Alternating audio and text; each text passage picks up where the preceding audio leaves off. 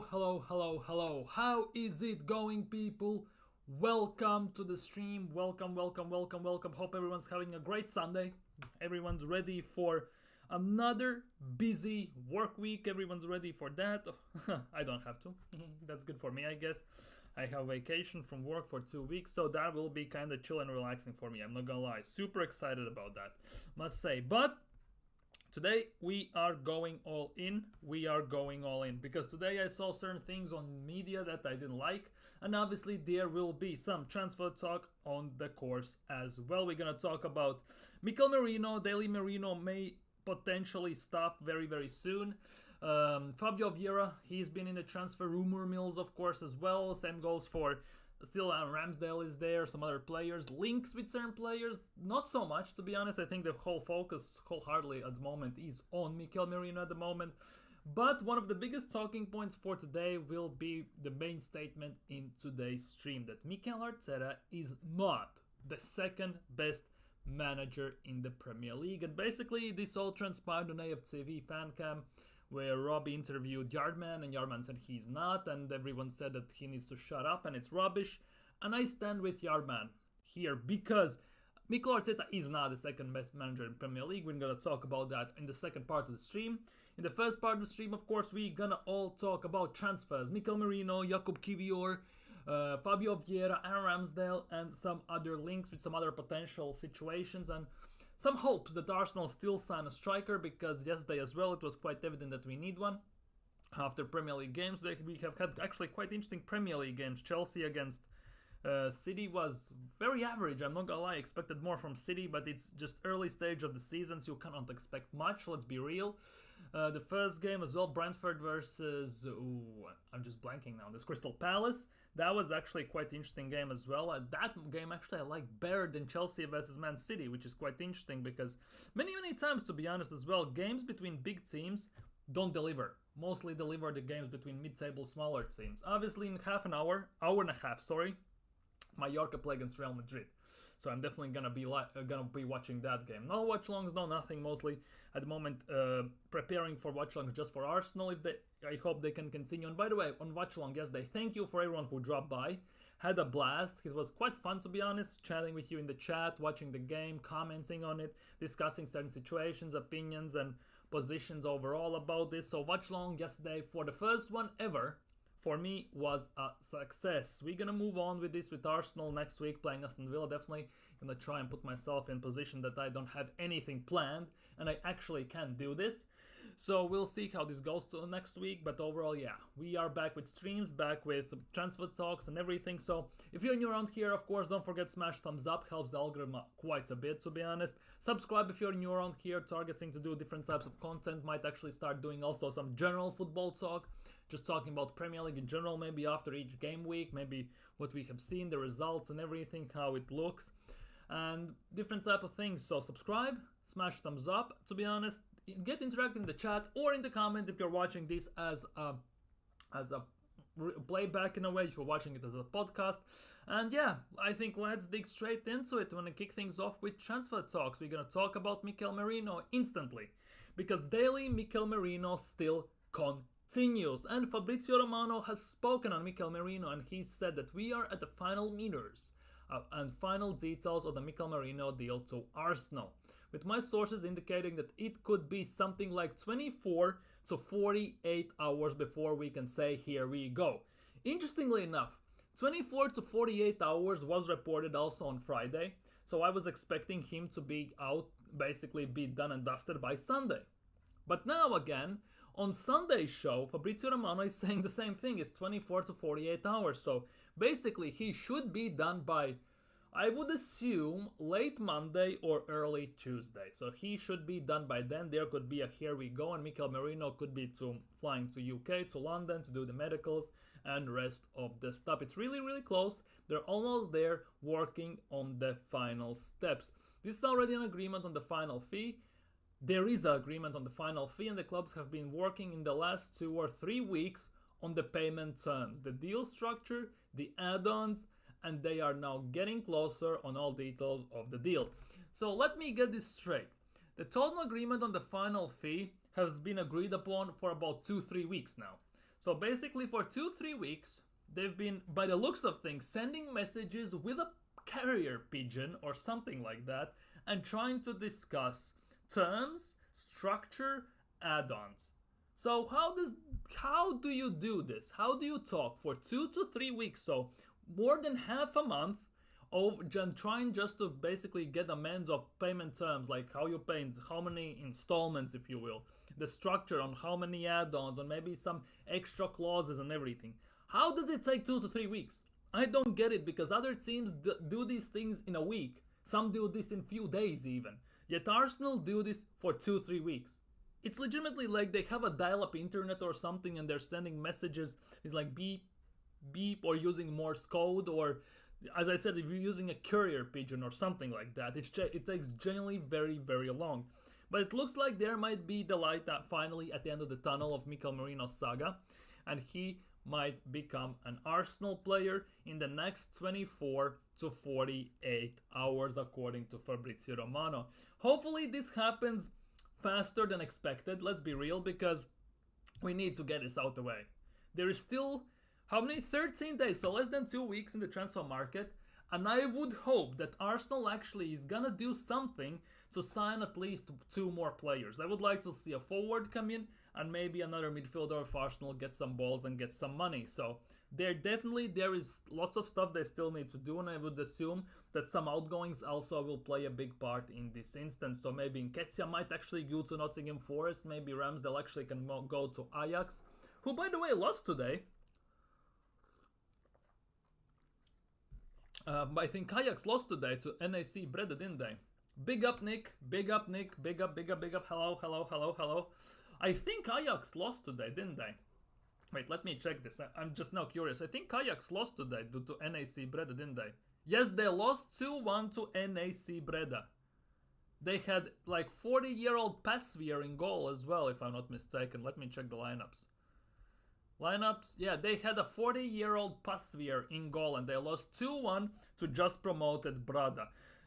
So definitely they wouldn't. Ramsdale would help them a lot. Maybe they can sign him for about 35 million. But yeah, overall, let's be real. 2 to 3 weeks to decide the payment terms and structure on the add-ons is way too long for me, I'm not gonna lie, but it looks like the light is at the end of the tunnel, and in the next 24 to 48 hours, Merino will be a here we go, and he actually might become an Arsenal player. Hopefully it happens sooner than later, because there's still some time for Arsenal to do some business on both sides, on outgoings and incomings. So hopefully this will go the right way, and Arsenal actually do the right thing for a change. Yo, big up Tamina in the chat. Big up. I'm doing great. I'm generally doing great. Hope you're having a fantastic Sunday today. Arsenal will sign right wing for backup. They must. They legitimately must. Because yesterday as well, it is scary hours for Arsenal as soon as a player goes down. In preseason against Lyon, Jesus went down. I instantly thought we are done. Martinelli yesterday went down as well, and I thought, oh, if he's injured, we are done pretty much. So definitely, there were quite interesting instances, because Saka actually for once got subbed off in yesterday's game. We saw Martinelli play right wing. He didn't seem as effective, but maybe he will work there. And on the left wing, we had Trossard, so that was actually quite interesting to see. Arsenal need other striker. They need a striker. Arsenal, in my opinion, won't win Premier League unless they sign a striker, a backup for Saka, and another midfielder. So Merino, let's just say, a striker and a winger. I don't think we have enough depth to play on all 4 fronts. We don't have enough depth to play Premier League, Champions League, Carabao Cup and FA Cup on a very high level, because I'm sick and tired of getting basically grouped in a way, getting knocked out in every single cup competition in 3rd or 4th round. Here I'm talking about FA Cup and Carabao Cup. And then just say we have bigger fish to fry and only focus on Premier League and or Champions League. So definitely, I hope Arsenal do the right thing. And that is never gonna happen. Never gonna happen. No chance in hell that Arsenal are winning quadruple this season and going for that. There's no chance in hell. As long as there is Manchester City, Arsenal will never be the favorites in any of the competitions. They are only in England. And as long as there is City, Real Madrid, and other big European sides with pedigree in Champions League, Arsenal will never be the favorites in Champions League. And last year we barely scraped past Porto. We couldn't beat the worst team arguably for Bayern Munich in the last decade. So that is not a good indication. And in this transfer window as well, Arsenal to this day hasn't done anything to strengthen our team. They have signed a Calafiori to technically make our defense more solid, but midfield-wise, attacking-wise, we have done nothing. So there is no indication and there is no chance in hell that we are going to get a quadruple this season. Sorry, not sorry. Sorry to burst your bubble if that is the case. Moving swiftly on, there were some other news. Here was some other news. Ivan Toney was left out of Brentford's squad today when Brentford played Crystal Palace.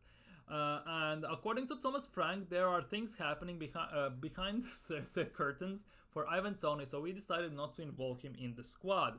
Now the question is, the interest, nothing closed yet, but things are happening, he has told Sky. Now it looks like it's not going to be Spurs and it's not going to be Manchester United. There is Al Ali from Saudi interested in him, but I think there might be some other clubs interested as well. There's nothing more confirmed, nothing more spoken on it yet, but it looks like Ivan Toney actually might get his move this summer transfer window. The biggest question is to where. Because for me, I wouldn't mind him seeing at Arsenal. Whether it's gonna happen or not, let's be real, more likely not. That is the big issue for me here. I don't think Arsenal are gonna sign Ivan Toney because throughout the whole transfer window, reports are that Arteta doesn't like his personality, and that definitely is not a good thing. So there's no chance in hell. But it looks like Ivan Toney actually might be getting a move. The sad part is, it's not gonna be to Arsenal. Now, in other news, Fabio Vieira. Yeah, Fabio Vieira. According to Sun Sport, obviously Sun, the most reliable source in the world, but it's not just Sun Sport. There are quite a bit of reports suggesting that Fabio Vieira could be available and will be available for loan this summer. And this is quite interesting because in very, very early transfer window, when it just opened, there were some talks about the fact that Mikel Arteta was thinking about sending him out on loan or even selling because he didn't like how Fabio Vieira trained, how he looks in training. After a week or so, though, that went very quiet. Nothing has come up ever since, but it looks like even though Arteta has vouched for Fabio Vieira and the fact that he is expecting him having an outbreak season, specifically this season for Fabio Vieira, it looks that way that he might be a bit on the outs. At the moment, he is injured, by the way, with a groin injury apparently. So it's not looking good for him as well, according to certain reports. Obviously, he didn't play against Lyon. He had that injury, and he also didn't play, of course, yesterday. So the question is, how long will he be out for? Because this is another injury in Fabio Vieira's time at Arsenal, and it's nowhere close to being the first one. I think it's like the third or fourth one, but it shouldn't be a long-term one. Let's just say that. But it looks like that according to some reports, according to certain rumors, he might be available for loan this summer. The big thing about this is, if we loan out Fabio Vieira, even though I wish he would have been sold before Emil Smith-Rowe, right? He kind of deplates our squad even more. I'm not saying he is good enough to be a backup or he is world beater or he could be a starter or he's just awful. But if he goes, our squad in general gets even weaker, if that is even possible. And I'm talking more about the bench. Because our bench actually, if you think about it, is not that good. More or less, it is decent. Let's just say that. It is somewhat decent, but it's not good enough for a team that is challenging and should be challenging on all four fronts in all the potential trophies we are going after. We are going after, of course, Champions League, Premier League, and both cups. And our bench is nowhere good enough to do that. Because, yes, you might have some decent substitutions in certain positions.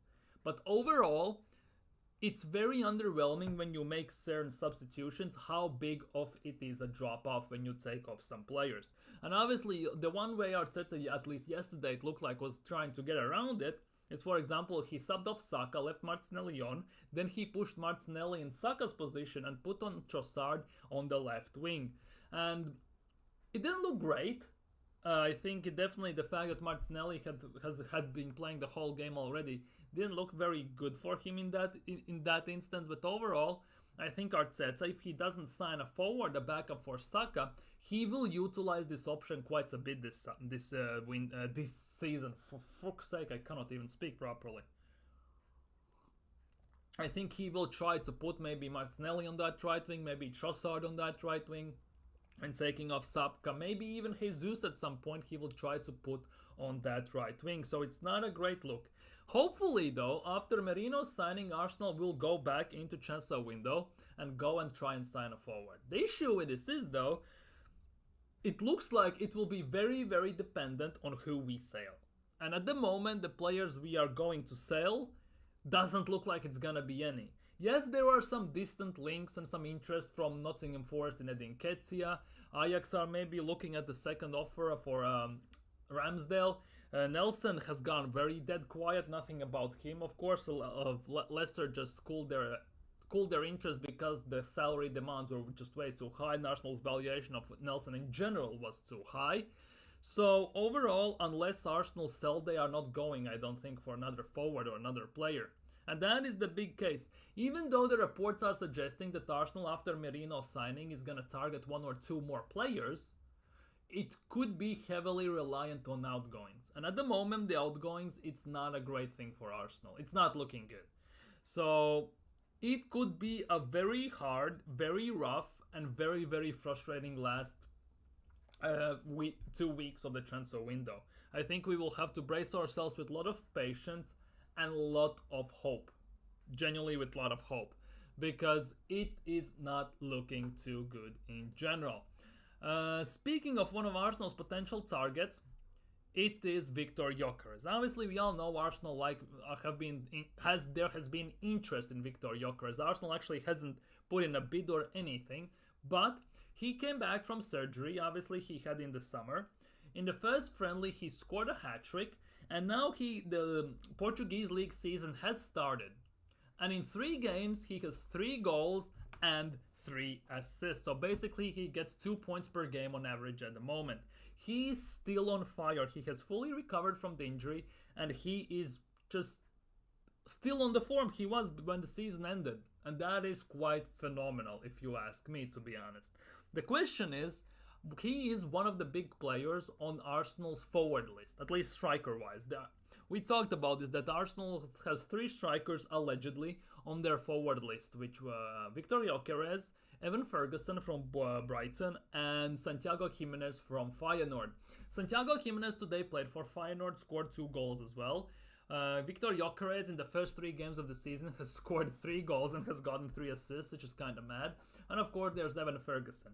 Of all these 3, I'm not gonna lie, the perfect scenario is Victor Gyökeres for me. Second place is Santiago Jimenez, because I don't want to see Evan Ferguson at Arsenal. I know there are many big fans of Evan Ferguson, but I just don't think he is the player we would need at the moment.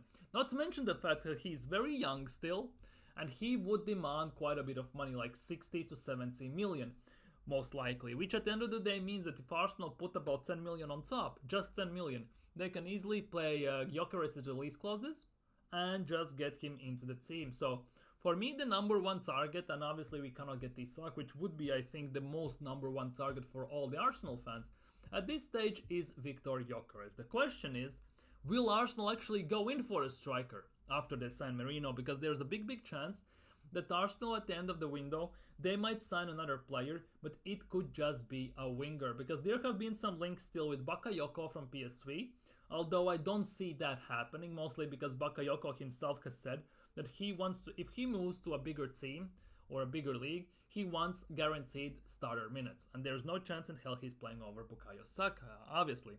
There also have been some links with Adingra, who scored for Brighton yesterday, so definitely there might be some interest there, and there might be maybe some actions in that department going on. It all depends to be seen. But basically, at the end of the day, everything what we have read at the moment in transfer window is the fact that Arsenal will sign Mikel Merino in the next 24 to 48 hours, and at the end they will try to sign another player at least. The issue with that is that Arsenal allegedly have no money, so they will try and sell some players. So at the end of the days, they will have to try and sell to sign.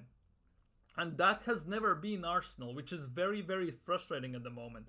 They have wasted so much money, they have wasted so much time in the recent last 4 years since Edu Arteta have been together, pause, and everything, that now it's starting to very frustrate us. It's starting maybe to even handcuff us, even though there are the PSR and FFP and all those words put together and everything. It's not looking good because Arsenal don't know how to sell, which will definitely detriment their future chances of signings. Arsenal should get that, but the fact that we have spent about 700 to 750 million, from that legitimately wasted on players like Lokonga, Pablo Mari, Marquinhos, Runnison, Materna, and everyone about 200, 250 million, it's not a great look. Because at the moment in this window, legitimately, at this stage where Arsenal are at the moment, this is do or die window. Because if we don't challenge this season, other teams will catch us, and we will be screwed. So, those 250 million we have wasted more or less in the last 4 years, at the moment is costing us big time, because those 250 million, imagine we had it now. Or we would have invested then properly, in proper DM number 6 as well as a backup, or even now a starter, a backup for Bukayo Saka, and gotten a proper striker. Because since Arteta has been here, we have signed 3 forwards. Think about it. We have only signed 3 forward players. And I'm talking here about Gabriel Jesus, Leandro Trossard, and Marquinhos from Sao Paulo. Now, you may scream at me probably and think, what about 29, Kai Havertz? We signed him last season as a midfielder. Mikel Arteta's words himself. But after the first half of the season, when we saw that it's not gonna work, he threw him up top, and basically it's from type of scenario you basically throw shit at the wall and see what sticks, and it actually found something that sticks. Kai Havertz at number 9. Obviously, he's not that clinical main guy you would imagine at the top, but he can do somewhat decent job there. Let's just say that. Even though he is that type of player who is very frustrating to watch.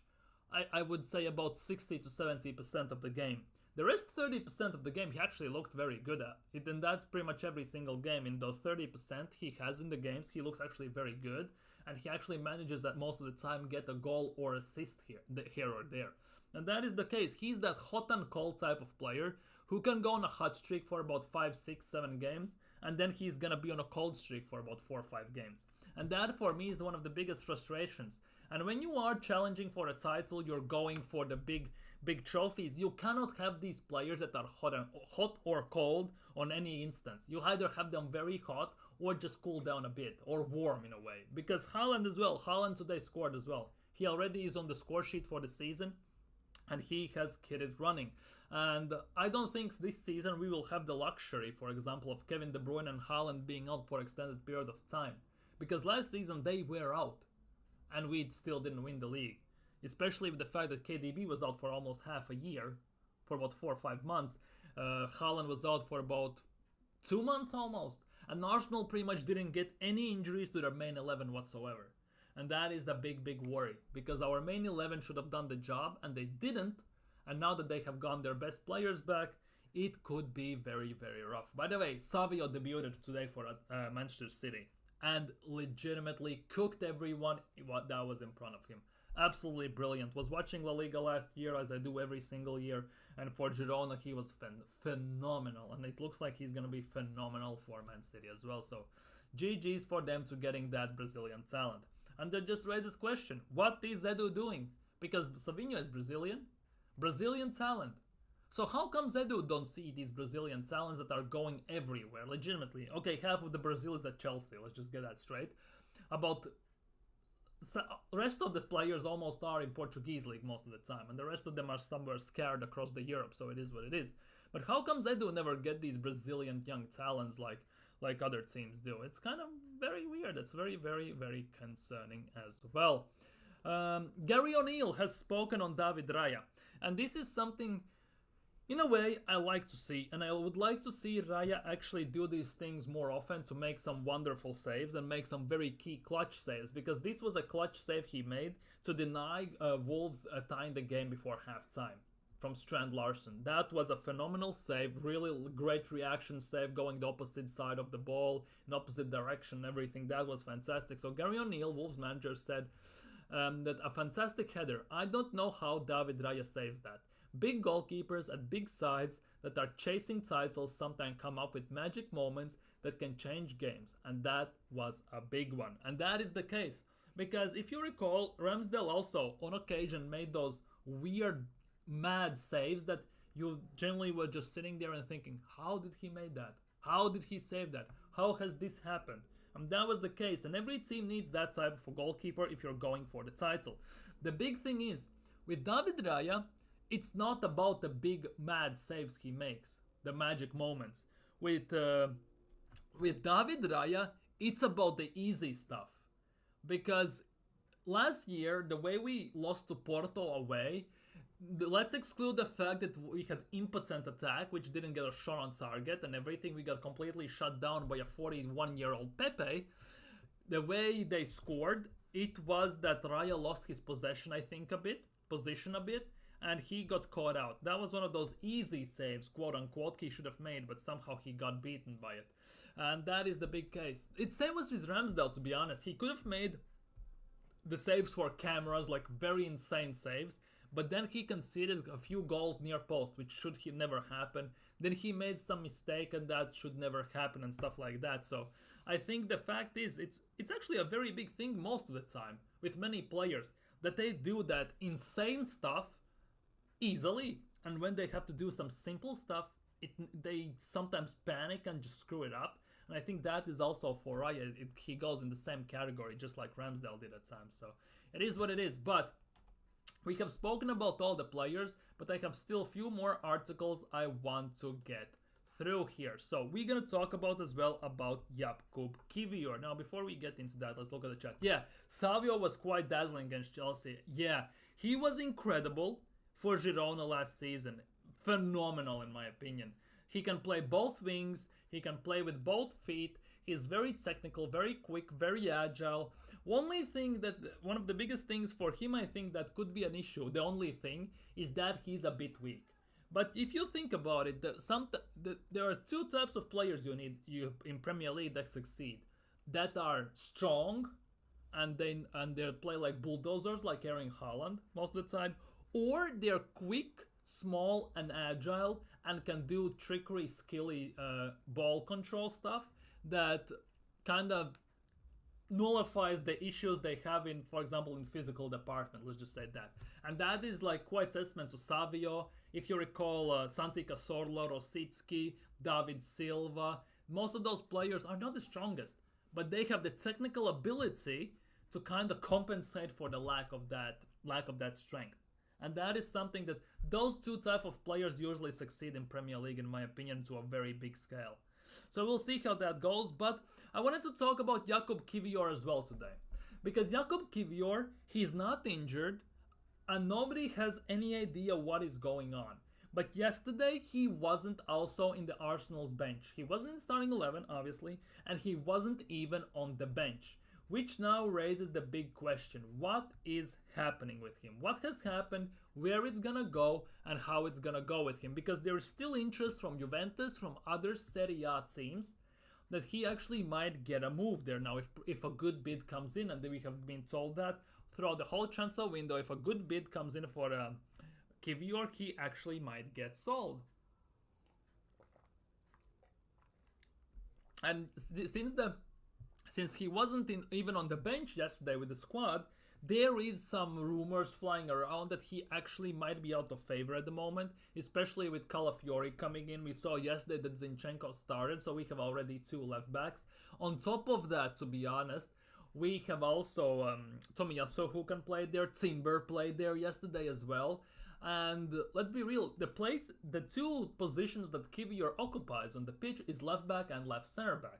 And those are point-per-point positions that get occupied by Calafiori as well. And that was in Italy, in Bologna, and for Arsenal, I would assume as well. So basically, at the moment, if we look at the left center back, left back spot, Jakub Kiwior is the fourth or fifth choice in each of those positions.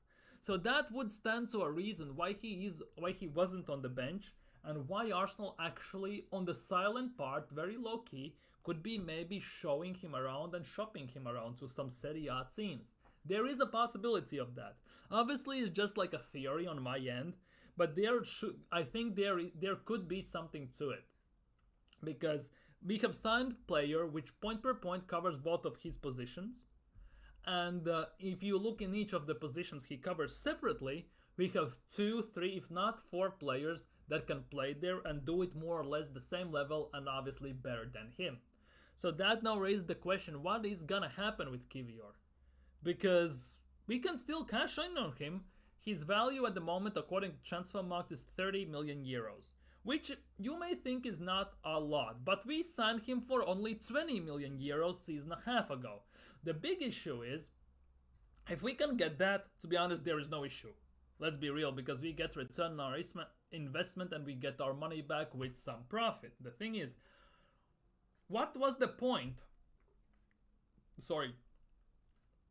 In signing him, if year and a half later you are already selling him? What was the point if that is the case? Now that is the big thing about it here. What was the point? But it is what it is. Kivior wasn't on the bench. I'm just basically making a conspiracy theory a bit here, but it is what it is. Let me know what you think about it in the chat as well, or in the comments if you're watching this on a playback. Will Kivior get sold? Could he be out of sorts at Arsenal? Because the way I see it, we have just signed a player in the same position as him, in both of those positions, left back and left center back. And on top of that, in each of the positions separately, left back and left center back, we have 2, 3, if not 4 players who can play there, and they all are more or less in front of Kivior. So that may raise the big question, where does he fit in the Arsenal at the moment? That is the big question. Let me know what you think down in the chat or in the comments down below. Moving swiftly on, and here we go. Fabrizio Romano has spoken, obviously, on Aaron Ramsdale as well, because Ramsdale is also one of those players that Arsenal want to sell, but cannot find a proper suitor, unfortunately, still. So Fabrizio Romano has shared an update on Aaron Ramsdale's future. He had a very difficult last season, obviously. The Englishman started complaining that everybody expected Ramsdale to leave Arsenal this summer. But until now, to this day, August 18th, 2024, there has been no concrete interest in the England goalkeeper, which is kinda mad. That, however, is likely to change as Romano has revealed that he expects move to be made for Ramsdale, as many clubs have him on their wish list. Many clubs have Ramsdale on the wish list.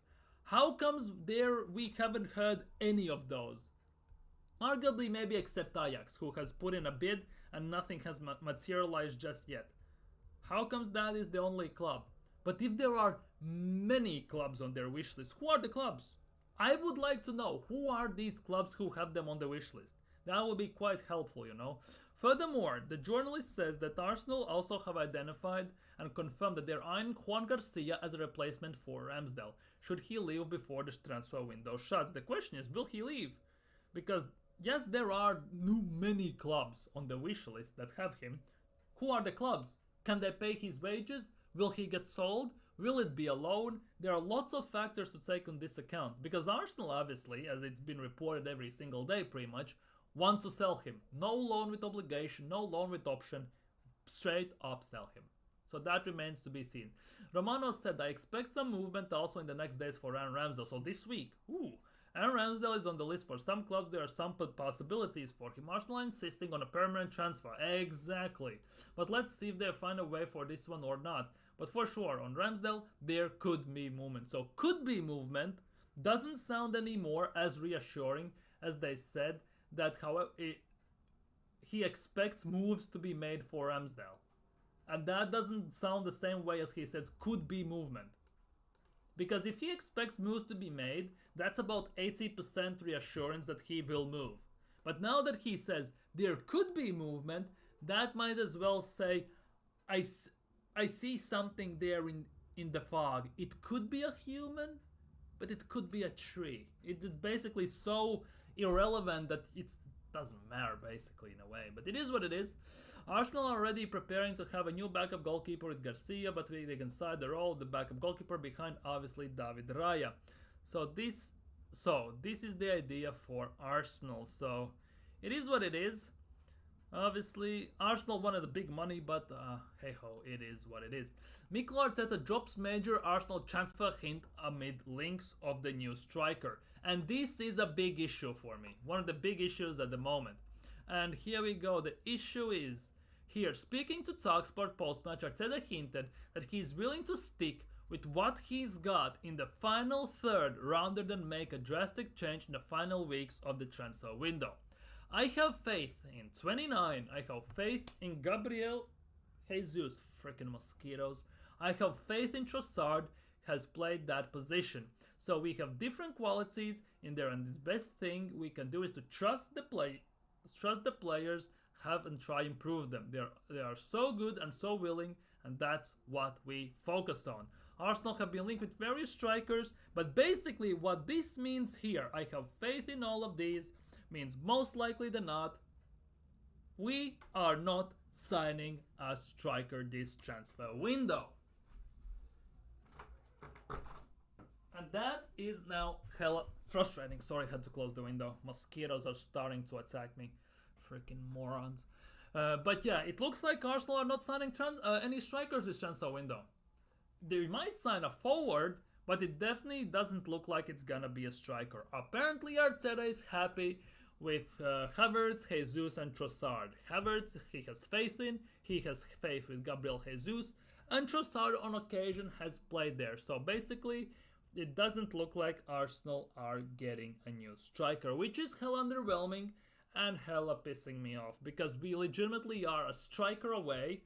I would say striker and midfielder away. Maybe you can include the striker backup for Saka away from properly challenging on all fronts. And this is a big issue for me now. This is a big issue for me now. It doesn't look like Arsenal are getting a striker.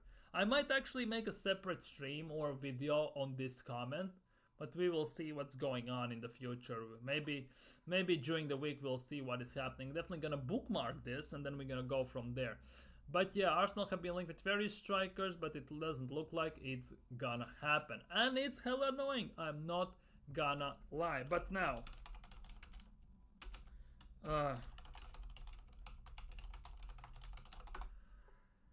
Mikel Arteta. Yesterday, in a fan cam on AFTV, between Robbie and Yardman, massive argument broke out. Basically, Robbie implied that Arteta arguably is the best, if not or second best manager in the Premier League, which Yardman basically shut it down by saying the fact that it's not true, because Ten Hag technically is better, Unai Emery is better, you could say even Arne Slot on certain level is also better. And to be honest, I'm not gonna cap. You may hate me for this, you may slur me in the comments, in the chat and whatever, but I fully agree with what Yardman said. Mikel Arteta is not the second best manager in the league. If you judge it by finishes in Premier League in the last 2 years, yes, you can say he's the second best manager in the league. But the way that the argument broke out there, it was basically pushed out by merits. They were starting to throw in what he has won, the trophies and everything into the account. So Pep has won the most at the moment in Premier League, so obviously he's number one. Ten Hag has been at United at 2 years and has won 2 trophies. So in this instance, he is better than Mikel Arteta instantly. Unai Emery hasn't done much in Premier League, yet at the same time, he has done much more in Europa League. He has won multiple Europa Leagues, Sevilla, he has done massive amounts with Villarreal. With Villarreal, he has beat Bayern Munich in Champions League 2-1 and everything. He has done some massive amounts, which at the end of the day means he is better than Mikel Arteta. And even to a certain extent, Arne Slot is better than Mikel Arteta, because he has won something in Eredivisie as well. He has won more. So at the end of the day, you can say whatever you want, but Mikel Arteta definitely is not the best manager or second best manager even in the Premier League. Because how can it take for you 4.5 years spend about 750 million just to get to top 4. And that's what it is. And you haven't changed anything pretty much. Yes, you can play the cool way or whatever way you want to convince everyone is playing. But at the end of the day, it means nothing if you don't win anything. How comes we are trying to copy Pep in about 90% what we do?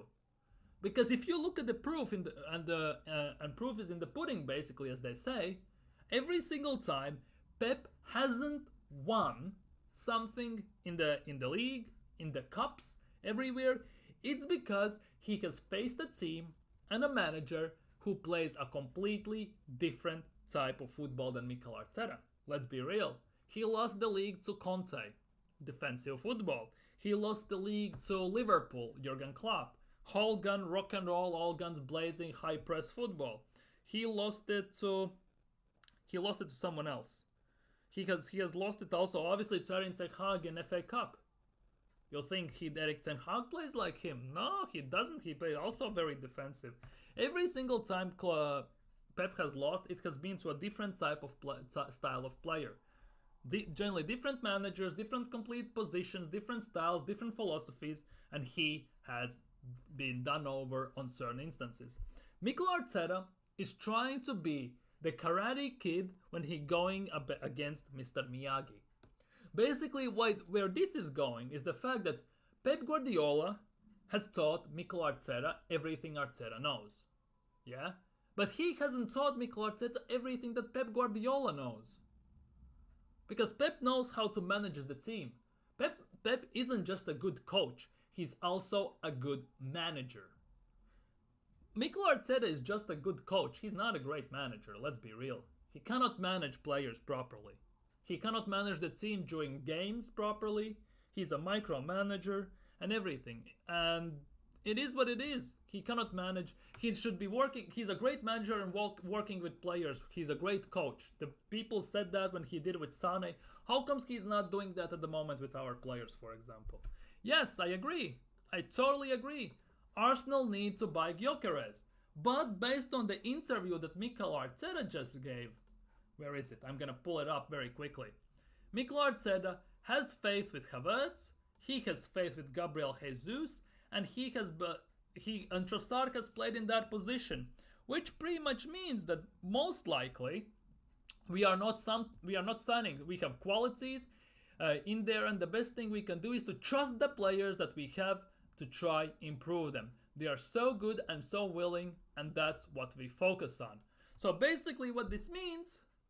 We are not getting a striker. Arteta is happy with Donkey Kai Havertz up top, always injured, cannot score a goal, Gabriel Jesus up top, and our arguably the most clinical finisher in the team who plays off the bench as a sub on the left wing, Leandro Trossard. He's happy with those. So genuinely, we are not signing a striker, even though that would be, for me, a very big necessity. Anyways, back to Mikel Arteta. How comes, if Mikel Arteta is this great manager and everything, how comes we don't sign the players we need? How comes if he's the great manager, he hasn't signed a proper striker yet since he's been Aubameyang 3 years ago? How come he hasn't signed a backup for Bukayo Saka? How comes he hasn't signed proper midfielders? How comes he hasn't done anything of the fact that he has promised? How comes he promised Emil Smith-Rowe to play a massive role in the title race last season, but he played one game where he got man of the match, and since then he came on in few cameos? How comes he lied to him? And that's overall with every single player he has managed. I have no belief in Mikel Arteta, to be honest. Yes, I am behind the club, but I'm not behind Mikel Arteta. Until this guy proves me wrong, he proves me that we can win the league and major honors, I'm not gonna be Arteta in. I am Arteta out. Because let's be real, do you think if Unai Emery had the backing Mikel Arteta has, he had these Arteta sexuals behind him like all half of the fan base feels like they are because they like his nose, best looking Spaniard, best haircut and all that crap, and Botox even if in some instances. If all these people got behind Unai Emery, if Unai Emery got given 700 million, do you really believe Unai Emery at Arsenal wouldn't have won Not even, I'm not saying specifically Premier League, but let's just say Premier League, FA Cup, Carabao Cup, even Europa League. Because let's be real, Unai Emery is a proper cup manager. He knows what to do there. He knows how to get results in 2 games over 2 legs. Let's be real. He has done it on multiple occasions with Sevilla. He has done it with Villarreal. Let's just look. Let's look at this. Let's legitimately just look at it. Where is... Oh, I spelled it wrong. Unai Emery. Manager profile. What Unai Emery has done in his time. Let's look at his honors. Just look. He has won Europa League 4 times. With Sevilla, and Villarreal. French League with PSG twice. French Cup with PSG twice. French Super Cup with PSG twice. And French Champion with PSG once, to be honest. Yeah, he has won.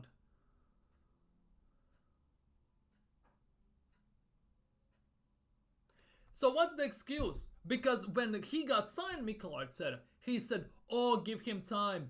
Klopp got given 3-4 years. So if he doesn't have the experience, how comes every single time he gets compared to them? How comes every single Arsenal fan in this goddamn world who supports him instantly, as soon as you say we need a new manager, for example, sack Arteta, says there is no one better? How comes you are comparing him to all of these managers if I'm talking out of context now? I'm just doing what you are doing, what they are doing at the moment. It's the same thing. I'm just applying the reverse thing on them. And now it's all the problem. It's always like that. And that's the case. Arsenal cannot win a trophy without a new striker. And that is also the case. Arteta has signed 3 forwards as well. He has been here in 4.5 years. 3 forwards. Jesus, Trossard, and Marquinhos. Right? Havertz came in as a midfielder, as Mikel Arteta stated himself. Then he put him up top because shit hit the fan, basically. But we haven't signed a striker since Aubameyang got binned. When he took over from Emery, we had Golden Boot winning Aubameyang. Unai Emery got Aubameyang and Lacazette cooking like no tomorrow. Arteta comes in, changes philosophy. Aubameyang has to play left wing back. Lacazette plays CDM. And we haven't seen a proper proof that a proper striker still can succeed under Mikel Arteta as well. Because we haven't had a proper striker at Arsenal since Mikel Arteta has taken over. Yeah, but Arsenal scored many goals last season without striker in their football history. Yes, I get you, I get that. But Man City scored more. Haaland was injured for nearly 2 months and they still scored more than us. In the first season we finished second. Most of our attacking players had season of their lives. Saka, Odegaard, Martinelli, Jesus even before he got injured. Arteta said, we don't need a striker, we share the goals around. Last season, in winter, in January, we went 1-7 in December. And then the excuses started to come out. Oh, but we don't have a striker, how can you expect to score all these goals? And this was a reoccurring theme throughout the whole season last year. Whenever we created the chances, we wasted many of them. Because Kai Havertz isn't clinical enough. Jesus has come out and said himself that scoring goals isn't his main attribute. He also can finish consistently. Our most consistent finisher has been Trossard over the years. And before that, Aubameyang, okay, Lacazette. But if you look at this, some of our most consistent finishers, the most clinical ones, has been Trossard and Pepe. The recent ones that have been let go. I'm talking about Pepe here, not Trossard specifically. But they have been wingers, not actually a striker. And since Aubameyang, we haven't had a proper striker. And now imagine, if that chances we got against Newcastle, against Aston Villa where Trossard got the ball and hit it straight at Emi Martinez, falls to a proper striker. Game against Newcastle, falls to a proper striker. Game against West Ham where we lost 2-0. First half we should have scored 4 or 5 goals. If those chances, at least half of them fall to a proper striker, the game is completely different. Because those chances fall to Edin Nketiahs. And in this instance also Kai Havertz, who whiffs a shot in front of net, who is tall, 6'4", should be able to head the ball, but he cannot head the ball properly and finish properly. Jesus was injured, so let's not even count that into the account. It falls to players that are not clinical enough. And there are games where we will get one or two chances at best. And at that time, having those Nketiahs and people who cannot finish up top will cost us dearly. We saw that against Porto last year. We went to Porto, we went to Portugal, we didn't even have a shot on target. We couldn't create. We created, I think, one chance, and that chance we just whiffed over the bar, and that was about what, 60th minute or something like that. While on the other end, Porto were creating chances left, right, and center. We should have been 2-0 down the first half by Evan Nilsson and the Galeno goals. Not to mention the fact that Evan Nilsson, who hit the bar last year, now plays for Bournemouth. Bournemouth also doesn't want Eddie Nketiah. But why they would? Because they sold Solanke. They want similar profile type of striker to Solanke. And obviously Evan Nilsson is much closer to Solanke than Eddie Nketiah is. In all ways, shapes, or forms. So that makes no sense whatsoever in all of these instances. It's actually mad if you think about it. We just need a striker or winger booster our team on the best towards the end of the chance. Yeah, we will sign Mikel Merino. And I hope in that and instantly we sell at least 2 players. Because if this is true that we need to sell to buy, we will be screwed. Because at the moment I don't see us selling anyone. Yes, there are rumors that we can sell Nketiah, we can sell Ramsdale and everything, but it doesn't look very realistic because no proper concrete interest that actually has happened, like proper bids or anything. But if we sign a striker and or backup for Bukayo Saka, I would say we need another midfielder in that mix. But if we sign at least 2 more players, and preferably in forward line as well, I can see us challenging properly for title. I can see us challenging properly for FA Cup, Carabao Cup. It won't be again a cup where we get done over in the 3rd or 4th round, we just get eliminated. And maybe we can do also something more against Champions League. Because in Champions League, when shit hit the fan and we needed a goal against Bayern Munich, who was our savior we subbed on to score the deciding goal, in hopes to score the deciding goal? Oh yeah, it was our own Axel Foley, Sherman Klump, King of Zamunda, Eddie Nketiah. How serious are you actually for winning something if you sub on Eddie Nketiah to win you something? Let's be real. No standards whatsoever. Nobody's getting held accountable for the incompetences in the transfer window. It's actually freaking embarrassing in my opinion. But it is what it is. We have a dog. We listen to You Never Walk Alone on speakers to get motivated. We have a cool song, Nerf London Forever, and all that stuff. We have Kai Havertz up top. We have the best looking manager, best looking defensive line. Calafiori is the king of hair flicks. He's gonna try rival Odegaard that in every single game. Oh, cool. And everything. It's actually kind of mad if you think about it. We need to sign 2-3 more players actually to do this. But will we do it? Will we challenge on all 4 fronts? Will we have the energy to do that? Will Arteta manage the team properly to do that? It's actually kind of mad if we don't. We should, but we don't. If we sell Nketiah and Nelson so that we get Saka backup and striker help. Exactly. The thing is, if that's the biggest thing, if we sell Eddie Nketiah and Nelson. Because last thing I heard about Eddie Nketiah was on Thursday when it was reported that Nottingham Forest have Eddie Nketiah on their list. That's it. Nothing ever since. Reece Nelson, it was Tuesday or Wednesday when reports came out that Leicester interests are non-existent anymore because Arsenal want too much and he's on too high wages. And since then, nothing. Ramsdale, there was a bid on loan for Ajax. Arsenal rejected that. Now Ajax are maybe interested to trying to get him on full time, potentially. Those are some rumors, but very silent on that front as well. We extended all these contracts, improved the contract to protect their value as they PR'd us in all this instance. But what happened in the end? Now we that need to sell them, nobody wants them.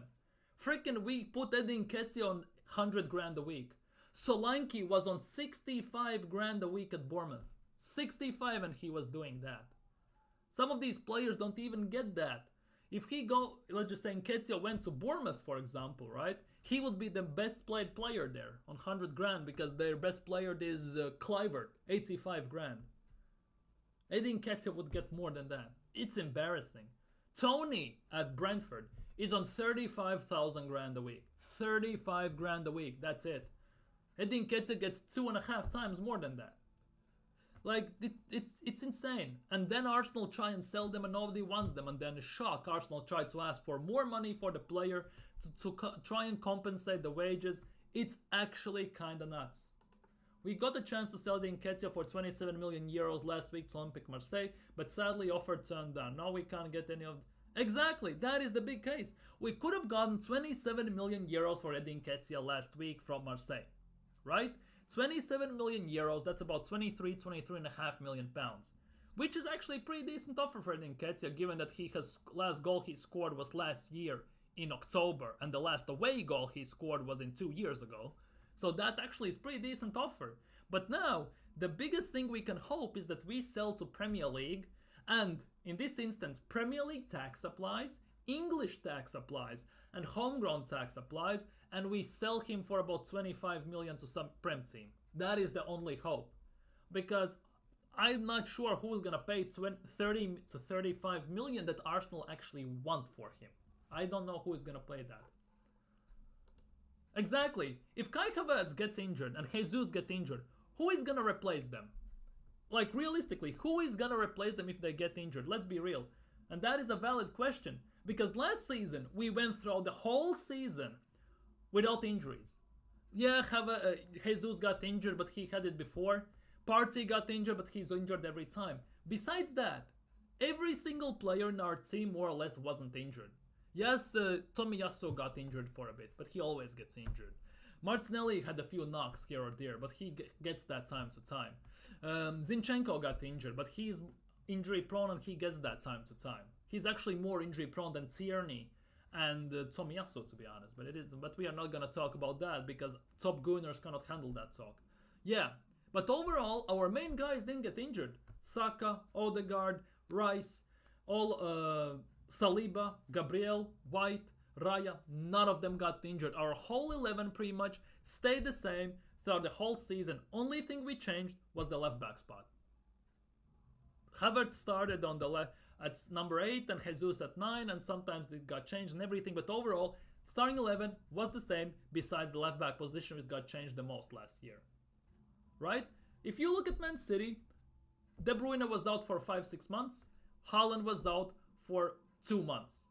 And they still managed to stay on top, to be up there all the time, and once they came back, they managed to kick into gear where they looked even more convincing, and in the end, Arsenal shot themselves in the foot against this same guy who is better than Mikel Arteta, Unai Emery. We decided to play him in the Kai Havertz in the midfield in that game. We lost the game 2-0, and there went our title hopes. One game last year in 2024, Arsenal still haven't lost a game in Premier. Have lost only one game in Premier League, one draw. Rest of them have been wins. Only loss against Unai Emery when we played Havertz in the midfield. Mind you, in a week, next Saturday, 7:30 p.m. Arsenal play Emery at Villa Park again. Unai Emery has had Arteta's number 90% of the time they have met as coaches. And I have at the moment no indication that the next game on Saturday will be much different. Mostly because, let's be real, Aston Villa has done an incredible job recruiting players. They have signed about 5-6 players this transfer window and sold about 4 or 5 players this transfer window. What has Arsenal done? Let go of 20 youngsters for free? Signed best looking Italian in the world in Calafiori now to make our defense even better looking. We have still Edu Arteta here. We haven't sold anyone. We have only sold Emil Smith-Rowe. So basically we have done nothing in this transfer window. Well, Aston Villa has sold about 4 or 5 players and signed about 5-6 players to make their squad better, to prepare for Premier League push, Champions League push, to be able to play on all fronts. Arsenal should reduce the buyout clause for Nelson and Nketiah because no club will meet their buyout clause for bench players like them. Next season their value will still go down and down. And exactly, that is the case. And that is what Arsenal do every single time with almost every single player. Because they put them on insanely high wages. When the club comes in, they try to ask for more money than actually he is worth just to compensate for the wages they have put them on. The club thinks it's a joke, they walk away, nobody ever comes in with a bid once again, and then after 2 years, contract runs out, he goes away for free, and that's it. And that is Arsenal's way how they do business. Remember, we rejected 20 million offer for Ainsley Maitland-Niles for Wolves. What happened? He went away, we just let him go for free, and now he's at Lyon. We rejected offer for Lacazette as well. We rejected offers for Bellerin at the time. Remember that? We rejected about 40 million for Hector Bellerin. And then what happened with Hector Bellerin? He went for peanuts. We paid Aubameyang to leave Arsenal, by the way. Then he goes to Barcelona, wins a title. Barcelona sell him for money to Chelsea. Then Chelsea sell him for money to Marseille. He bags 30 goals for Marseille last season, and then Marseille sell him to Saudi. How comes every single team can make money off Aubameyang except Arsenal? Because Arsenal bought him from Borussia Dortmund, pay him a lot of money, then bin him off for free, pay him to leave, and then every single club he has gone away to, he has been sold to that club. Only team that has lost money in this, let's just say in this bubble of Aubameyang moving around is Arsenal. Shocking display of things. Not to mention he was a golden boot winning player who carried Arteta to the first FA Cup when he just came in with an Emery, by the way, with a Unai Emery squad, not Mikel Arteta squad. Because since Unai Emery left and Arteta came in, Arteta won the FA Cup with Emery's squad, Emery's and Wenger's players. As soon as he started to sell them, bin them, change the philosophy, change the tactics, change the team, get his own players, we have won shit. We haven't won anything. We have finished second twice, ball top 4 3 years ago, and finished 8th twice. And that's it. That's legitimately it. We haven't gotten to no finals, no nothing. That's about it. That is insane. Yeah, Arsenal bought him for quite a bit of money. Wait, let's just check while I'm here. Aubameyang. How much Arsenal did buy Aubameyang for when they actually purchased him? That is the big question here. Arsenal bought Aubameyang for 64 million euros, which is about 55 million pounds. 55 to 60 million pounds. And since then, Arsenal binned him off for free, even though he had 15 million chance of value, right? Then Barcelona sell him to Chelsea. Chelsea, he goes for, made money actually, to be honest. Chelsea made money. It wasn't a free transfer. They made about 5 million or something like that to Marseille. And now Marseille sold him for 9 to 12 million with add-ons to there. Arsenal are the only club who hasn't made money on a Aubameyang deal. Phenomenal, isn't it? Phenomenal stuff. Phenomenal. And that is the case. Yeah, Arsenal should decrease the value they ask for the players. Because let's be real as well. They wanted it in the beginning of the window. 50 million for Edin Nketiah, then it drops to 40, now it's 30. Leicester pulled out of Nelson deal because Arsenal wanted too much. Like, this is embarrassing. I know I started ranting about Mikel Arteta not being the second best manager in the Premier League because he's not. If you base it on merits he's won, he is basically about 6th or 7th best manager in Premier League. If you look by league finish in the last 2 years, yes, he's second. Besides that, he's nobody. And people say, how come you're comparing him to Unai Emery? He has no experience. How comes then, when he just signed, you told everyone, oh, be patient, trust the process. Jurgen Klopp needed 3 years to win something with Liverpool. Pep didn't win with Man City instantly as well. How comes when he just came in, you compare him to Jurgen Klopp? You compare him to Pep Guardiola. But as soon as you start to criticize Mikel Arteta for coming short, pause, in many instances, and comparing him to these other managers, oh, but he has no experience. Make up your mind. Either you're in or you're out. But if you are on the one side, actually have proper arguments then, please. It is what it is. But anyways, I think I've gone on this rant for way too long. In 25 minutes, Mallorca play against Real Madrid. I'm gonna watch that game. I really want to see it. So, on that note, I think I'm gonna end it here. Thank you guys so much for watching. If you're new around here, don't forget to smash thumbs up, subscribe, hit that bell. If you're watching this on playback, don't forget to comment. Remember that Merino should be done by next 20 to 40 hours, pretty much, based on how everything has gone. After that, nobody knows what's gonna happen, even if it's gonna happen within 24 hours, because it got said before that Arsenal will sign him by Sunday. So it's Sunday and we still haven't signed him. Now it's 24 more hours or 48. But it is what it is. Thank you guys so much for chilling here. You have been fantastic. Take care, stay safe, smash thumbs up, have a great work week, stay safe, and well, what can I say? Edu out, Arteta out.